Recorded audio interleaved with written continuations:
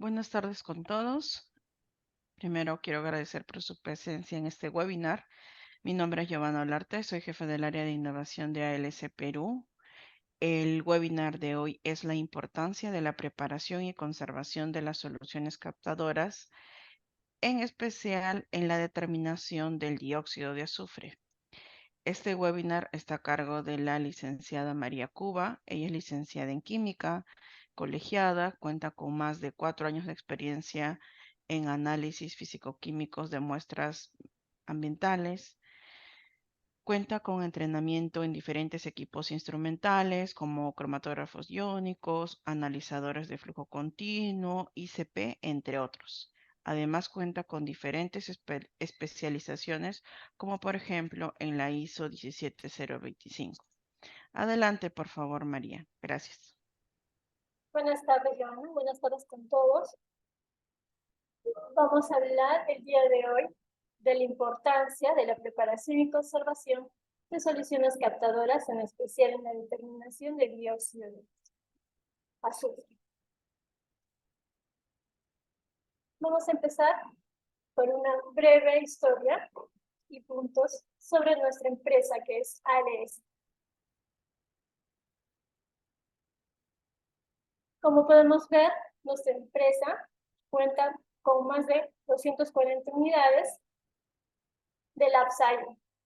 Nos encontramos en los 5 continentes: en América del Norte, América Latina, Europa, África y Asia.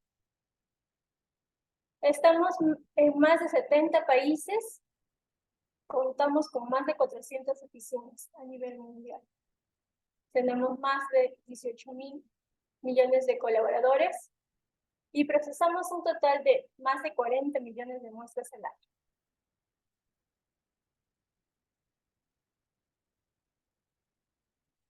ALS es líder global en el ofrecimiento de soluciones de pruebas laboratoriales, inspección, certificación y verificación. Vamos a ver un poco de historia de nuestra empresa. Empezamos en 1863 con los hermanos Campbell, formando una pequeña empresa que estaba ubicada en Australia. En 1952 ingresamos a la Bolsa de Valores australiana. En 1976 empezó con un pequeño laboratorio en química, ALS. Atendíamos empresas de exploración mineral. En 1981, los hermanos Campbell adquirieron una empresa mayor para expandirse y ser una de las mayores y más respetadas empresas en el laboratorio comercial del mundo. En 1990, después de un rápido crecimiento y diversificación por toda Australia, en la década más o menos de 1980, ALS se expandió a diferentes continentes, como son Asia y América del Sur. En el 2000 se expandió para América del Norte, África y Europa. Y recientemente, algunos años atrás, en el 2017, adquirieron Greenfield, que es una empresa de alimentos y productos farmacéuticos. Esto aceleró nuestra diversificación en Lab Science a partir del 2017.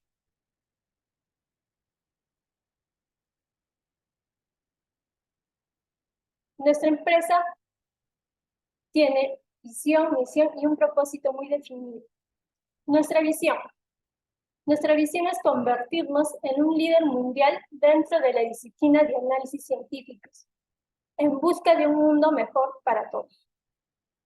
Nuestra misión: ALS utiliza el poder de los ensayos técnicos para solucionar desafíos complejos. Gracias a nuestra pasión por la ciencia, ofrecemos a nuestros clientes información para lograr un mundo más seguro y más saludable. Nuestro propósito está enfocado en la ciencia, el aseguramiento y la sostenibilidad. También contamos con diferentes valores, el cual cuenta nuestra empresa, que es la seguridad, la resiliencia, la curiosidad, tenemos un compromiso, somos comprometidos, atentos y honestos.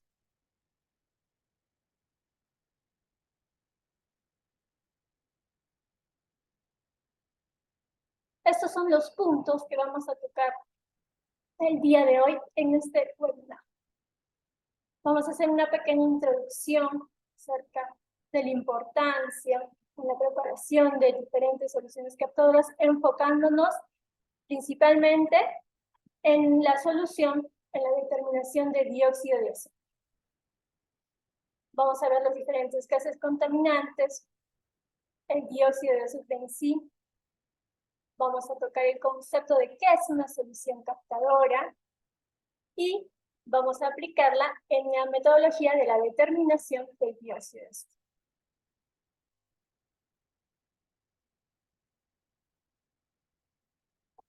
Como podemos ver, la gran importancia y necesidad de controlar los contaminantes atmosféricos en la época de los años 50 y 60 trajo consigo un gran desarrollo de diferentes metodologías para el muestreo y análisis de estos. Fueron en varios países donde se hizo la investigación. En 1955, el Congreso número 84 de los Estados Unidos de Norteamérica decretó una ley pública, 159, para proveer la investigación y asistencia técnica relacionadas con el control de contaminantes atmosféricos. Una división de contaminantes atmosféricos fue establecida en el Servicio de Salud Pública de este país. Y la primera, que fue Clean Air Act.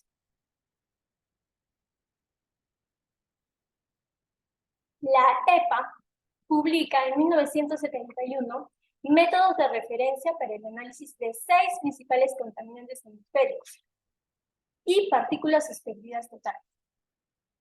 Entre los contaminantes atmosféricos que se tomó en cuenta fueron el dióxido de azufre o dióxido de azufre, monóxido de carbono, oxidantes fotoquímicos, y entre estos se encuentran el ozono, los hidrocarburos, el dióxido de nitrógeno.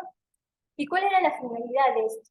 Era determinar una congruencia con los estándares nacionales de calidad de aire, que sean primarios y secundarios.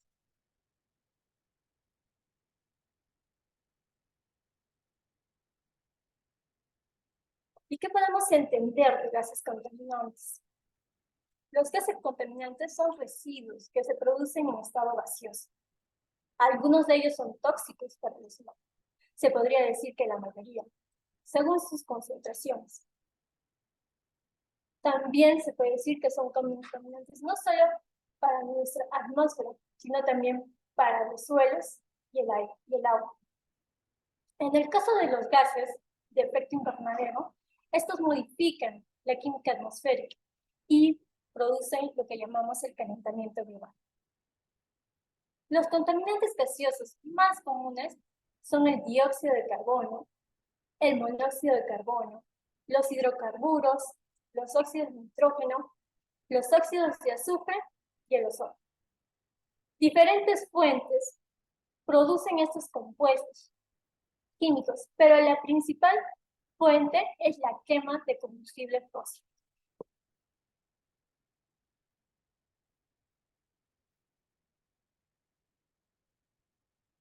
En específico, vamos a tratar del dióxido de azufre. Este gas contaminante es muy reactivo en la atmósfera.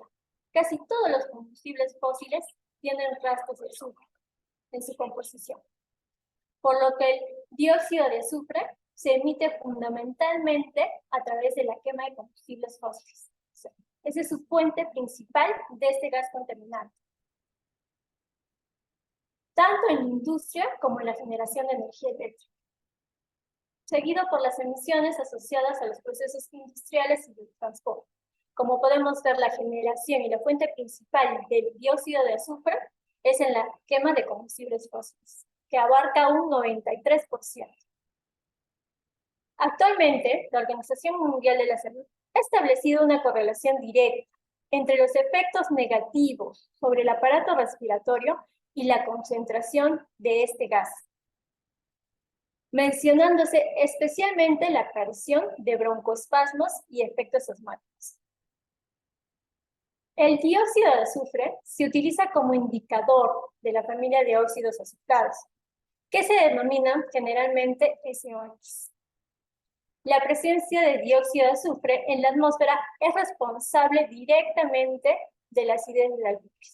Como sabemos, este gas emitido a la atmósfera directamente va a reaccionar con la humedad o con la humedad de la atmósfera o con el clima de respectivo, en este caso el agua, formándose la lluvia ácida.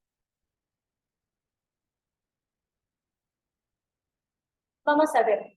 Entonces, hemos visto los diferentes gases contaminantes que pueden ser emitidos por diferentes fuentes, enfocándonos más en el dióxido de azufre. En este caso, es de mucha importancia medir la cantidad de este gas que se emite en la atmósfera, para así tomar las medidas necesarias y mejorar nuestra calidad de aire. Vamos a ver una de las metodologías más utilizadas y empleadas para la determinación de este gas. Una de las metodologías más conocidas y estandarizadas es el Westgate, también conocido como el método de la pararosanilina. Se emplea un tren de muestreo, que consiste en un sistema dinámico compuesto por una bomba de presión o succión, un controlador de flujo, que en este caso son rotámetros, una solución de captación. En este caso específicamente para este gas, se utiliza según la metodología el tetracloromercuriato de potasio. ¿Cómo se realiza este muestreo de este gas? El aire del ambiente pasa a través de la solución captadora del dióxido de azufre a razón de 0,2 litros por minuto. ¿Sí? Este es el flujo que debe tener por un periodo de 24 horas. Aquí tenemos un pequeño esquema referencial, porque en realidad se utiliza, como anteriormente mencionado, un tren de muestreo. En este esquema podemos visualizar los diferentes equipos que cuenta para realizar el muestreo de este gas, como son la bomba de succión, ¿sí? Como hemos visto, el gas va a ingresar de la atmósfera a través de una bomba de succión. Vamos a medir el flujo del mismo y esto va a ingresar ¿a dónde? El gas va a ser atrapado en una solución captadora. Y eso después esta solución va a atrapar este gas, la cual después va a ser llevada a nuestro laboratorio y medir la cantidad de este gas.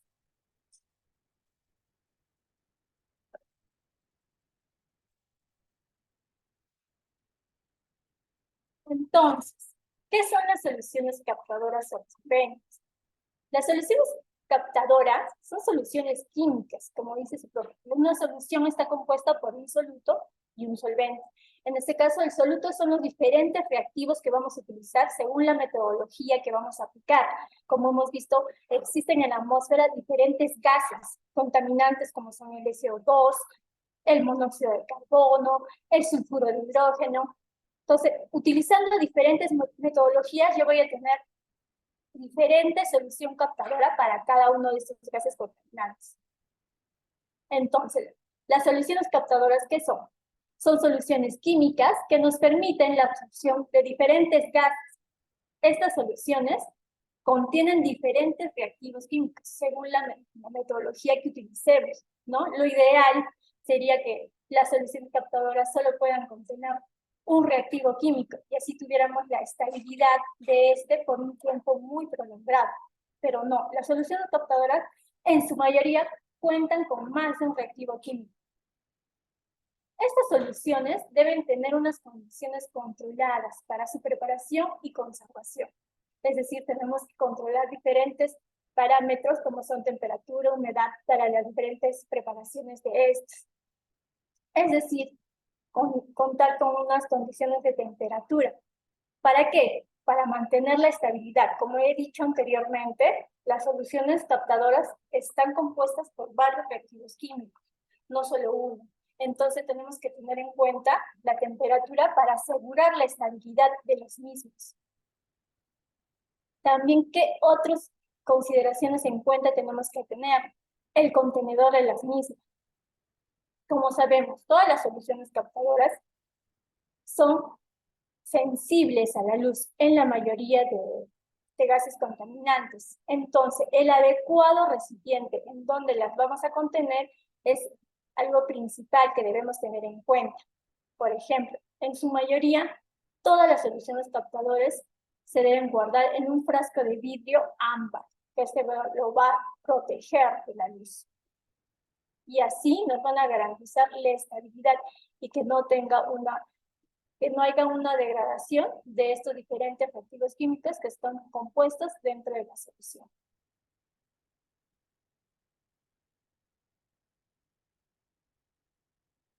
Aquí tenemos un ejemplo específicamente de la preparación de la solución captadora para la determinación de dióxido de azufre con el método de pararosanilina, ¿no? ¿Cuál es la solución captadora de este gas contaminante? ¿No? Solución captadora o absorbente. En este caso es un reactivo absorbente que es el tetracloromercurato de potasio. En esta concentración, 0,04 molar, ¿no? Aquí vamos a nombrar específicamente cómo se prepara esta solución. Dice, disolver 10,86 gramos de cloruro de mercurio, 0,066 gramos de EDTA, 6 gramos de cloruro de potasio, en agua destilada en una piola, llevar un volumen de 1000 mililitros.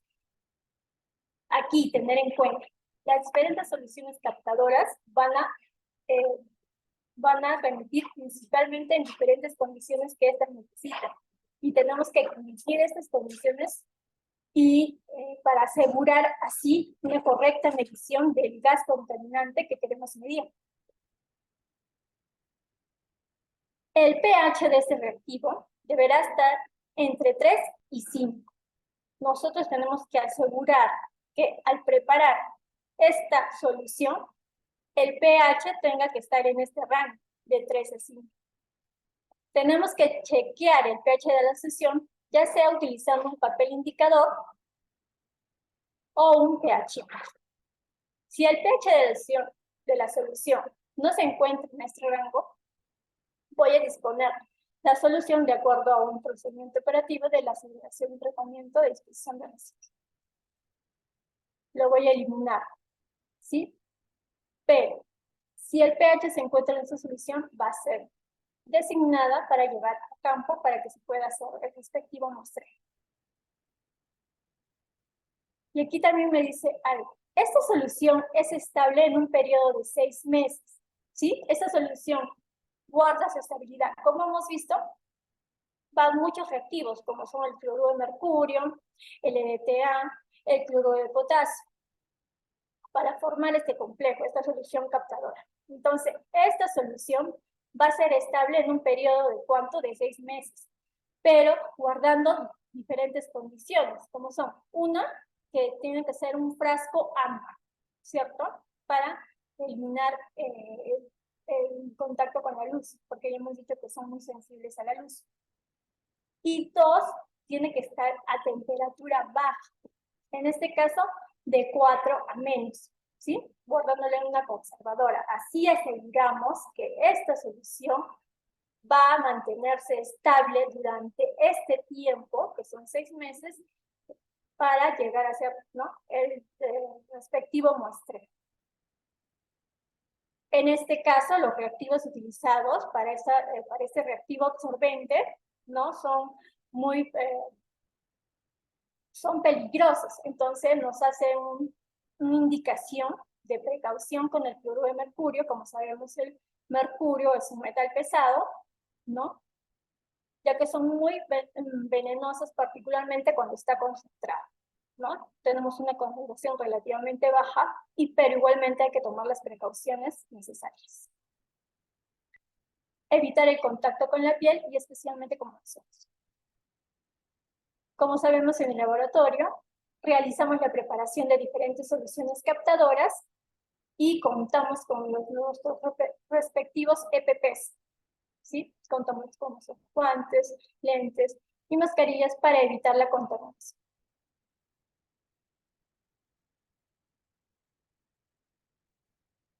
Vamos a ver ahora cómo se realiza la determinación de este gas, que es el dióxido de azufre, en la atmósfera. ¿No? Tenemos el método referencial estandarizado, que es el método de EPA 40, apartado A2. ¿Cuál es el principio de ese método? El principio de este método es, como yo lo había explicado anteriormente, ¿no? Se burbujea un volumen medido de aire a través de una solución de tetracloromercurato de potasio. En este caso se abrevia con las siglas TCL, 0,04 molar. El dióxido de azufre presente en la corriente de aire que se encuentra ahí va a reaccionar con esta solución para formar un complejo estable, que en este caso va a ser el monoclorosulfonato mercurato. Como podemos ver acá, que tenemos un diferente tren de muestreo, donde van a ser colocados los diferentes springers para captar los diferentes gases contaminantes que tenemos. Entonces, una vez formado este complejo, que es resistente a la oxidación del aire y es estable en presencia de oxidantes, ya sea como el ozono o el dióxido de nitrógeno, se va a llevar, ¿no? Para cumplir el tiempo adecuado del muestreo, que en este caso son 24 horas, y posteriormente va a ser llevada la solución al laboratorio, en el cual va a ser analizada, ¿no? Mediante la agregación de diferentes reactivos, que en este caso son el ácido sulfámico y el reactivo color, la parrosanilina, va a formar un compuesto gloriado que posteriormente va a ser llevado a lectura, ¿no? En un espectrofotómetro.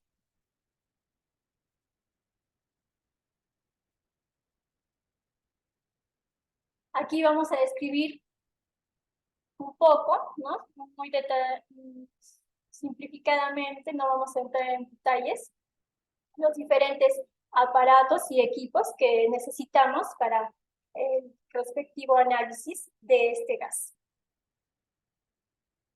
Tenemos que contar con un espectrofotómetro, ¿no? El cual tiene que ser adecuado para medir el color a una longitud de onda de 548 nanómetros, ¿no? Y tener una banda aproximadamente de 15 nanómetros.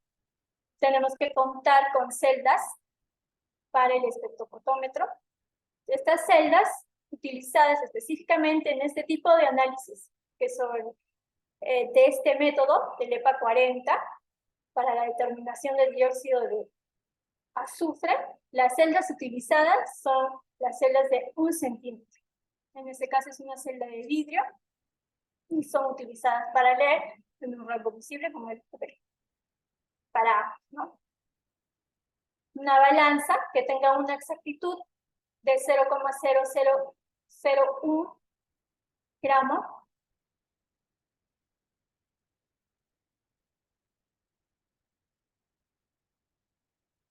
También tenemos que contar con diferentes reactivos y materiales para realizar este tipo de análisis.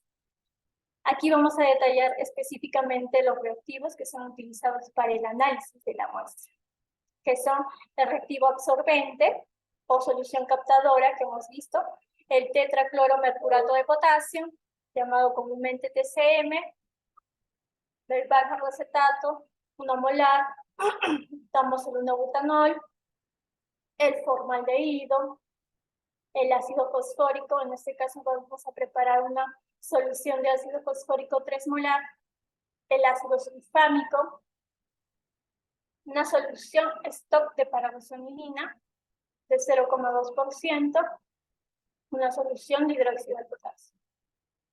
Esos son los diferentes reactivos que necesitamos. Materiales.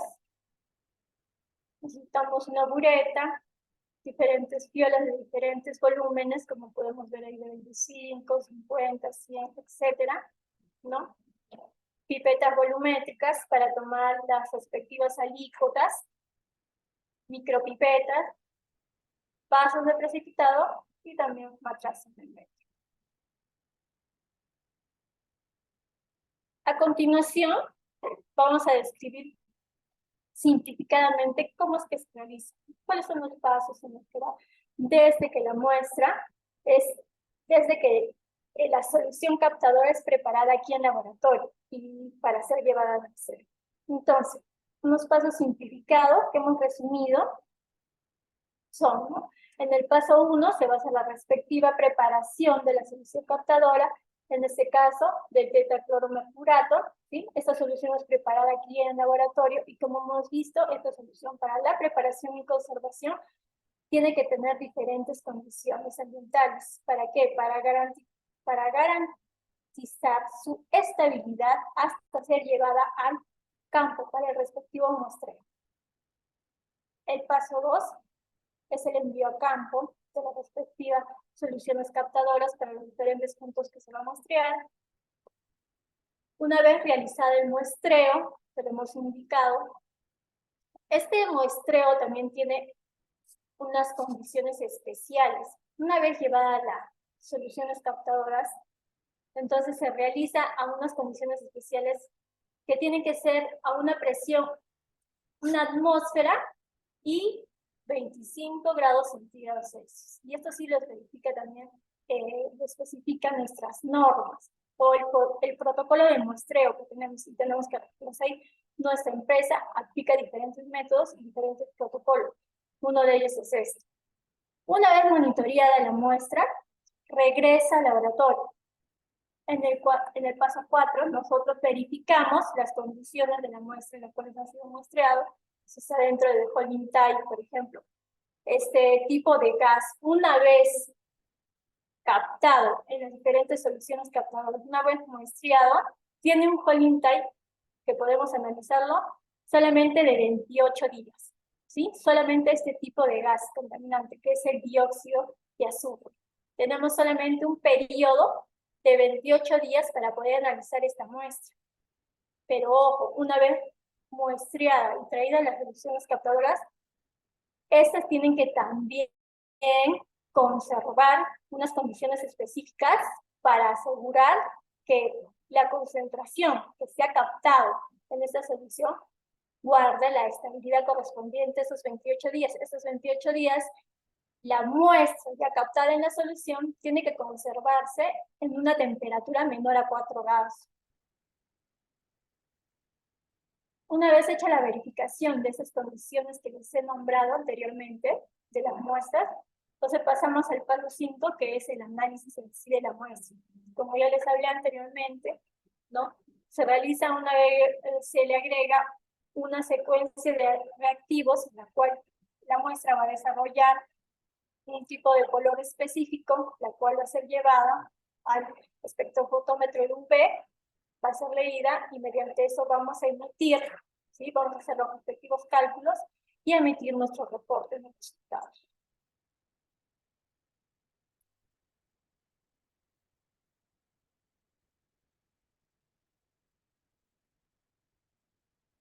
Aquí vemos las interferencias, ¿no? Diferentes interferentes que podemos tener en esta determinación de dióxido de azufre. Bueno, ¿cuáles son nuestras principales interferencias?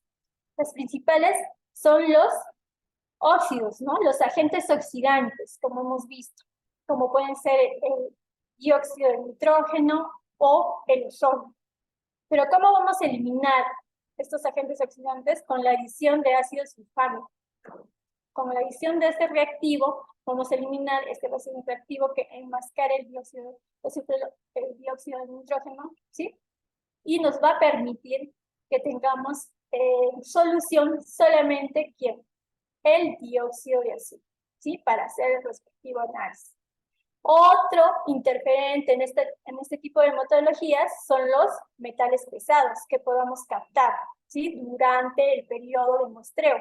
Como hemos visto, el periodo de muestreo de este gas contaminante es largo. son 24 horas, es un día entero. Entonces podemos tener diferentes interferentes. Dentro de ellos, los más importantes, o se puede decir los más resaltantes, tenemos los agentes oxidantes y los metales pesados. Pero como hemos visto anteriormente, y les he indicado en la preparación de la solución captadora, el TCM, el tetracloromercuriato para el SO2, hemos hecho una agregación de EDTA.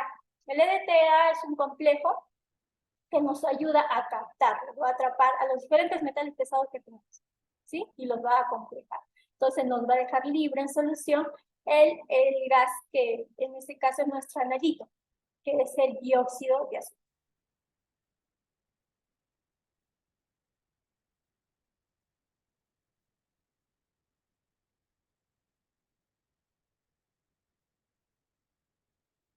Muy bien. Entonces, nosotros con qué objetivo analizamos este tipo de contaminantes, dicho, porque tenemos que tomar las medidas necesarias para mejorar nuestra calidad de aire, ¿cierto? Yo sé que hay diferentes metodologías para determinar la concentración de diferentes gases atmosféricos contaminantes, ¿no? Pero ¿dónde tenemos que regirnos nosotros? Al emitir nuestros resultados, ¿con qué vamos a compararnos? Nos tenemos que comparar con los estándares de calidad de aire, ¿sí? Nacionales, que en este caso son las ECAS. Entonces, tenemos que comparar nuestros resultados con eso. Por ejemplo, aquí tenemos los diferentes gases contaminantes que cuentan con los estándares de calidad de aire, que son el benceno, el dióxido de azufre, el dióxido de nitrógeno, ¿sí? Unos diferentes contaminantes y nos dan los parámetros que tenemos que tener en cuenta, ¿sí? Por ejemplo, para este tipo de gas contaminante como es el dióxido de azufre, nos dice que tienen un valor de 250 microgramos por metro cúbico. ¿No? Estas unidades, por ejemplo, ¿nosotros qué hacemos? En laboratorio se analiza y se emite un valor en microgramo muestra, ¿sí? Pero estas unidades medianas, los criterios a los cuales han sido tomada la muestra, como son en el respectivo muestreo, que son las condiciones de una atmósfera y 25 grados Celsius, se hacen los respectivos cálculos y se llevan a las concentraciones de microgramo muestra, que son realizadas en laboratorio, a microgramo metro cúbico. Y estas unidades son las correctas que para hacer la adecuada comparación, para no compararnos con los estándares de calidad de aire, que en este caso son las unidades en las cuales ellos trabajan, que son microgramos metro cúbico en la mayoría, ¿no?, de gases contaminantes. Por ejemplo, que aquí tenemos 250, ¿sí? No más de 7 veces al año.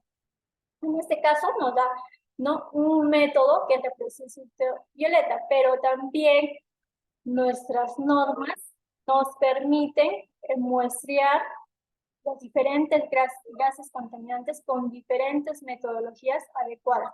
En este caso, la metodología usada en nuestro laboratorio es el EPA 40, apartado apéndice A2, ¿no?, que es una normativa también internacional y que está también referenciada y puede ser utilizada. Estamos dentro de las normativas.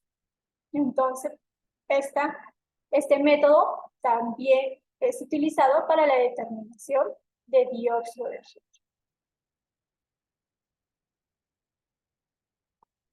Bueno, espero que les haya ayudado un poco a incrementar, o sea, el conocimiento de un poco de qué condiciones hay que tener en cuenta para la preparación de diferentes soluciones captadoras.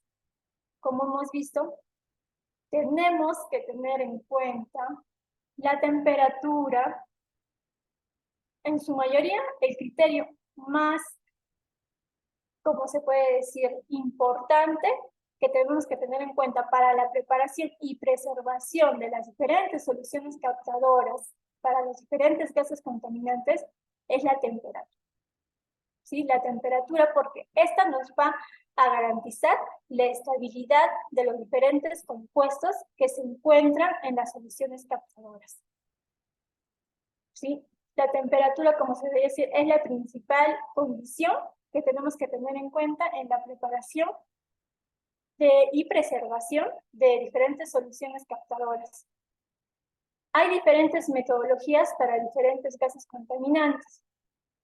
Cada una de ellas especifica qué condiciones tiene que tener esta solución para garantizar la estabilidad de los reactivos necesarios y así no haya una degradación, ¿no?, de los mismos. Entonces, es importante que nosotros hagamos una evaluación de la temperatura a la cual podemos controlar la estabilidad de las soluciones, de las diferentes soluciones utilizadas con las diferentes metodologías, ¿no?, que vamos a hacer.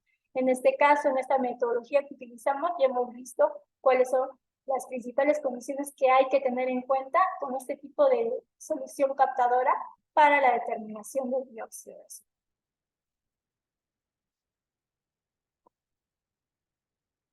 Eso sería todo.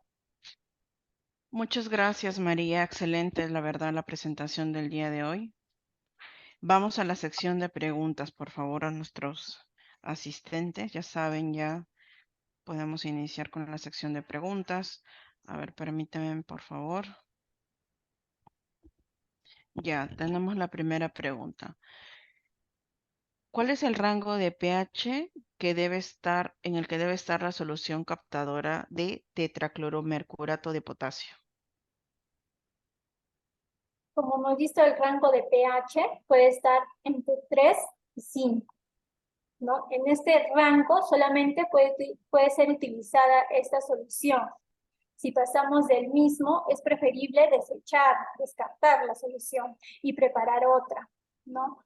Pero a veces el rango del pH es muy angosto, entonces podemos utilizar diferentes soluciones. En este caso podemos utilizar, como nos pide, un rango relativamente ácido, que es de 3 a 4, podemos utilizar el ácido clorhídrico. Ya si nuestro rango es muy angosto, ¿no? Por ejemplo, me pide un rango de 3 a 5 y yo estoy en 2,98 o 2,9. Entonces yo puedo ajustar un poco el pH llevándolo con ácido, o disculpe, que yo tengo un rango de 5,1 o 5,2. Yo puedo ajustar este pH ¿con qué? Con ácido clorhídrico para llevarlo justamente a este rango adecuado, ¿no? Y así garantizar que la solución captadora me va a ayudar a captar un determinado gas, que en este caso es el dióxido de azufre. Excelente, muchas gracias. Me preguntan también ¿cuál es el tiempo de estabilidad de esta solución, de la misma solución captadora? El tiempo de estabilidad es 6 meses, ¿no? 6 meses que nos garantiza que los diferentes reactivos van a estar estables y se van a conservar hasta que sean llevados a diferente punto de muestreo, ¿no? Son 6 meses, pero estos 6 meses no son, pues yo preparo la solución y la dejo ahí, ¿no? Tiene que estar dentro de las condiciones necesarias, como en este caso que hemos visto anteriormente, la solución tiene que estar en un tipo de contenedor que sea ámbar, o sea, que lo proteja de la luz. Y también tiene que estar en una temperatura adecuada, a menor de 4 grados centígrados, ¿no? O sea, una conservadora. Excelente, María. Nuevamente, gracias de verdad por la presentación, por la excelente presentación del día de hoy. Gracias también a los asistentes y los estaremos esperando en los siguientes webinars. Que tengan buenas tardes. Gracias.